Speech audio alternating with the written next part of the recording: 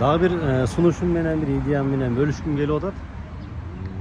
Азыр бюджеттерибиз Кудайга шүгүр жакшы бюджеттер аткарылып атат, казынабыз толуп атат, кумтөрдөн чыгып атат, башка жактан чыгып атат, ишкерлерден чыгып атат дегендей.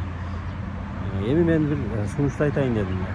Ал Борбор шаарга тете болгон шаарлар, Бишкек шаарын жана Ош шаарын башка мына Москвага барып эле жүрөсүздөр эми, башка жакта айтпай эле коелу, Москваны айтып турайлы. Москвада билесиздер, кар жайбы, жамгыр жайбы, шамал болобу, бороон болобу, таш жайбы, электр энергиясы өчпөйт, тынымсыз берилип турат. Ошого жараша мен дагы мына Бишкек Ошто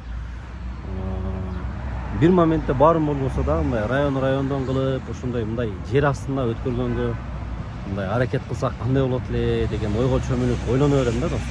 Сиздер кандай ойлойсуздар? Оюңуздарды сиздер дагы комментарийга жазып кетсеңиздер, балким жакшы болот эле. Мына шаарларыбыз деле өнүгүп атат да. Бишкекте деле, Ошто деле мына буюрса азыр 20-25 этаж имараттар курула баштады уже. Алар курулбаса деле негизи 14 этаждан имараттарыбыз, турак жайларыбыз курулуп уже даяр жашап аткандар бар. Эгерде электр энергиясы өчүп калган болсо, аларга бир топ эле кыйын болуп калат.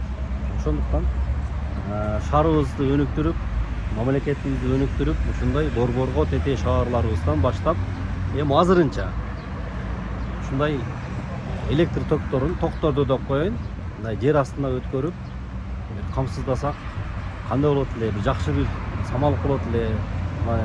Чоң имараттарда, турак жайларда жашаган жарандарыбыз кыйналбай калат эле деген ой максат достор.